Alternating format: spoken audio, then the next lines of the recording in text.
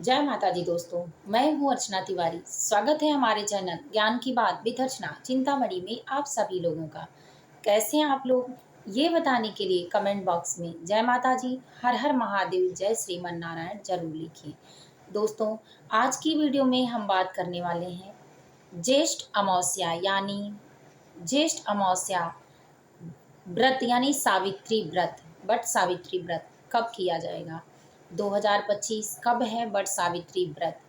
इस व्रत के उत्थान में यानी इस व्रत के पर पितरों को प्रसन्न कैसे किया जा सकता है, पितृ दोष अगर हैं तो किन किन कारणों से, क्या क्या पहचान है उनकी, आज इस वीडियो के माध्यम से हम जानेंगे।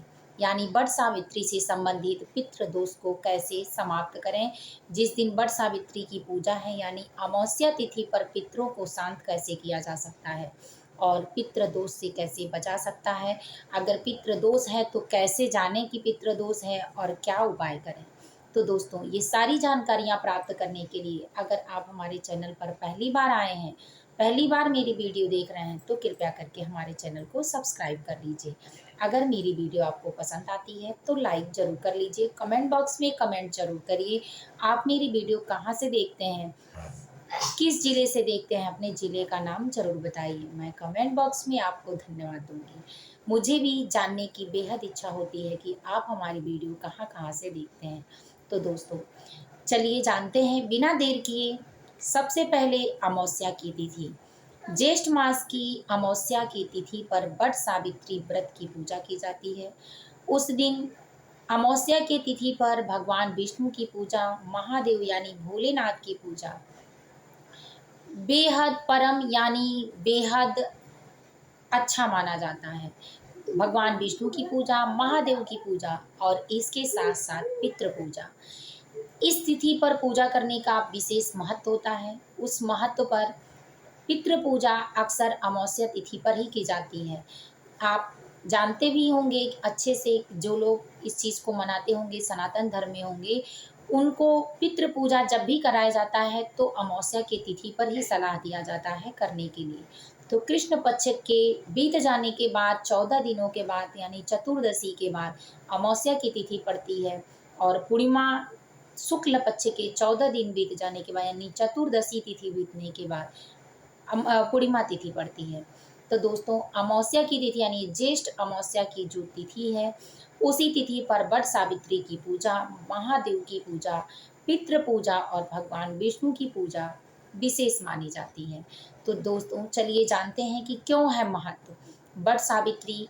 इस दिन महिलाएं नीराजल यानी जब तक वट सावित्री की पूजा नहीं कर लेती हैं तब तक नीराजल व्रत रहती हैं। उस दिन पूजा पाठ, पीपल के पेड़ की पूजा, पीपल के पेड़ को धागों से यानी शुभ धागों से, लाल पीले रंग के धागों से, रक्षा सूत्र यानी कलावे से 7 बार 108 बार घेर कर बांधती हैं और अपने सौभाग्य की प्राप्ति के लिए भगवान का यानी भगवान विष्णु का आशीर्वाद प्राप्त करती हैं, माता लक्ष्मी का, ब्रह्मा विष्णु महेश का। तो पीपल के वृक्ष में गांठ लगाकर पूजा करती हैं, फेरी लगाकर। और दोस्तों, उस दिन वट सावित्री की पूजा ये अपने पति की लंबी आयु के वरदान मत पाने के लिए करती हैं। तो सौभाग्यवती स्त्रियां इस व्रत को अपने सौभाग्य को अखंड रखने के लिए करती हैं, जो कभी खंडित ना हो। तो दोस्तों, ये रहा वट सावित्री की पूजा। अब चलिए दूसरा जानते हैं, महादेव की पूजा। अमावस्या तिथि पर महादेव की विधि विधान से पूजा की जाए तो आपका जो पुण्य फल होता है वो आपको ही नहीं, आपके पितरों को भी जाता है। जिस कुल में, जिस गोत्र में, जिस खानदान में, जिस धन पर आप जन्म लिए हैं, उससे आपका 7 जन्मों तक कोई ना कोई जुड़ाव होता है। इसी गतिविधियों को देखते हुए, सांसारिक रीत शास्त्र रीति को देखते हुए आपका उस कुल में जन्म लेना आसान नहीं है। आप जिस कुल में जन्म लिए हैं उस कुल में आपका पहले से कोई रिश्ता नाता रहा है। आपके श्रेष्ठ कर्मों के कारण अगर आप अच्छे हैं तो बहुत अच्छे हैं, और खराब हैं तो बहुत खराब हैं। तो इसीलिए उस धन को तृप्त होने के लिए, कुछ दोषों को दूर करने के लिए अमावस्या तिथि पर महादेव का पूजन किया जाता है। गंगा जल, दूध, काला तिल चढ़ाकर, इससे सफ़ेद फूल चढ़ाकर, मुक्तेश्वर नाम के नाथ के नाम से, तो आपके पितरों को भी ये पूजा जाती है और वो प्रसन्न होते हैं, पितृ दोष में राहत मिलता है।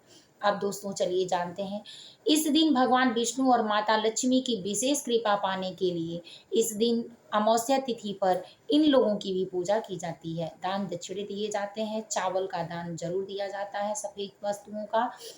इस दिन मीठा खीर कहा जाता है। शास्त्र के नियमानुसार कि पूर्णिमा और अमावस्या की तिथि पर जो भक्तजन दूध से युक्त मीठा भोजन बनाकर, मीठा मलाई खीर पेड़ा ये सारी चीजें बनाकर भगवान को भोग लगाते हैं, और जिसके घर में मीठा भोजन उस दिन बनता है उसके घर में कभी धन धान्य की कमी नहीं होती है। माता लक्ष्मी की कृपा सदैव उनके परिवार पर बनी रहती है। तो दोस्तों अब इसके बाद जानते हैं पितृ पूजा। पितृ पूजा में आपको विशेष अमावस्या की तिथि मानी जाती है। वट सावित्री की जो पूजा होती है, ज्येष्ठ अमावस्या यानी ज्येष्ठ वट सावित्री के नाम से भी जाना जाता है। इस दिन आपको अपने पितरों को तृप्त करने के लिए कुछ विशेष कार्य करने चाहिए, और जिसके घर में संकेत ये हो उसको जरूर करना चाहिए। तो चलिए दोस्तों सबसे पहले संकेत जान लेते हैं, इसके बाद पूजा की विधि बताते हैं। पितृ पूजा, क्योंकि आप थंबनेल पढ़े भी होंगे, तो विशेष पितरों को तृप्त करने की पूजा ही विधि विधान जानते हैं।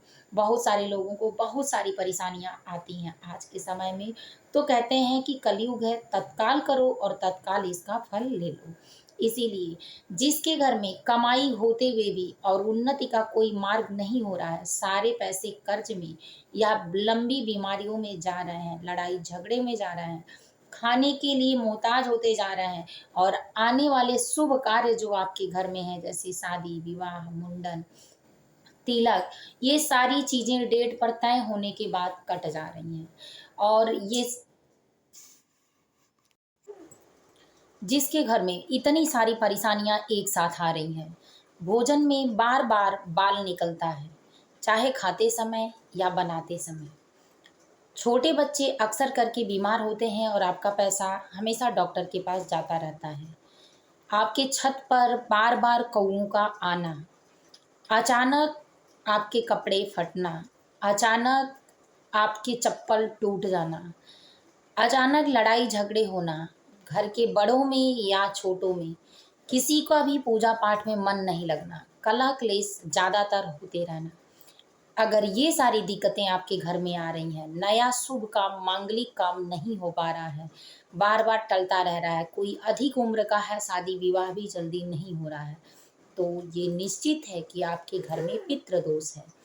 तो पितृ दोष को दूर करने के लिए आपको हर अमावस्या की तिथि पर एक छोटा सा उपाय जरूर करना चाहिए। सबसे पहले आपको गुड़ एक लोटे में, यानी तांबे के लोटे में नहीं, पीतल के लोटे में, क्योंकि तांबे के लोटे में अगर आप मीठा डालते हैं तो मदिरा के समान हो जाता है, तो भगवान भी इसको स्वीकार नहीं करते हैं, क्योंकि जो देते हैं वही मिलता है आपको। आप इस दिन दान दक्षिणा अपने पितरों के नाम से एक सीधा छोकर किसी ब्राह्मण को जरूर दे दें। इसके साथ साथ ज़रूरतमंदों की सेवा जरूर कर दें, गौ सेवा जरूर कर दें। आपके पास बहुत धन नहीं है तो आप आसानी से जो काम हो सके आपसे वही करें। तो पितरों को तृप्त करने के लिए कुछ वस्त्र दान, गौ दान, अन्न दान, वस्त्र दान जरूर दे सकते हैं।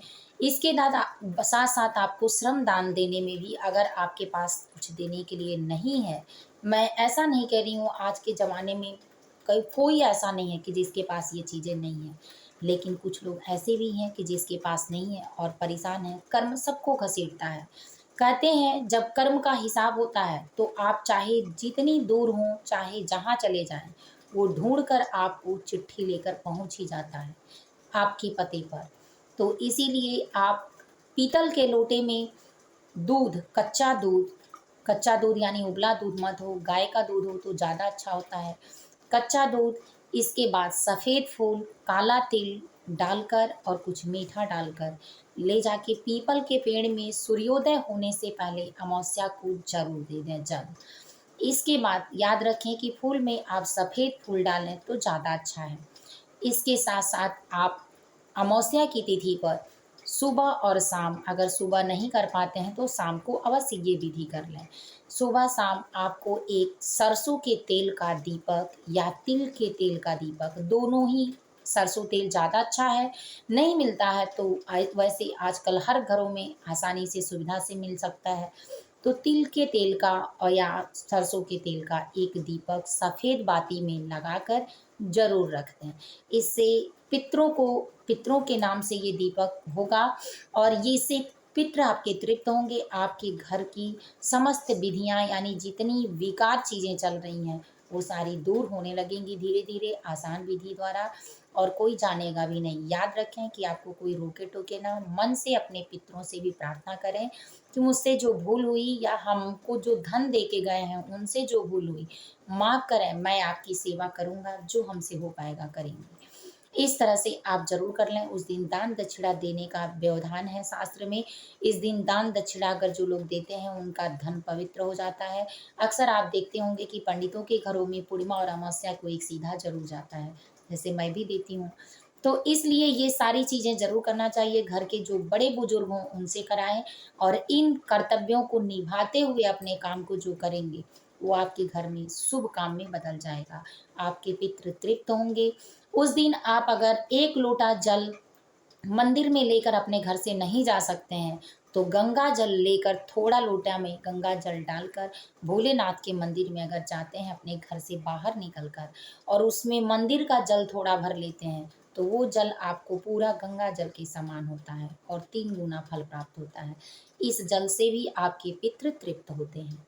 अब चलिए जानते हैं तीसरा नियम। तीसरा उपाय दोस्तों, एक दीपक जलाकर और गंगा जी में प्रवाहित कर दें।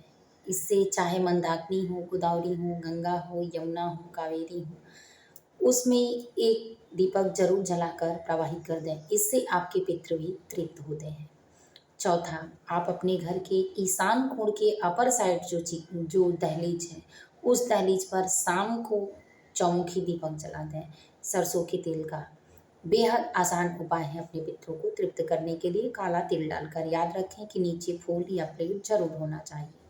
पांचवा, उसी साइड में गुड़ या चीनी या मीठे से युक्त जो चीज़ें आपके घर बनी हों थोड़ा ज़रूर रखते हैं, जो चीटी चीटी हों को खाने के लिए। इससे आपको धन लाभ होगा।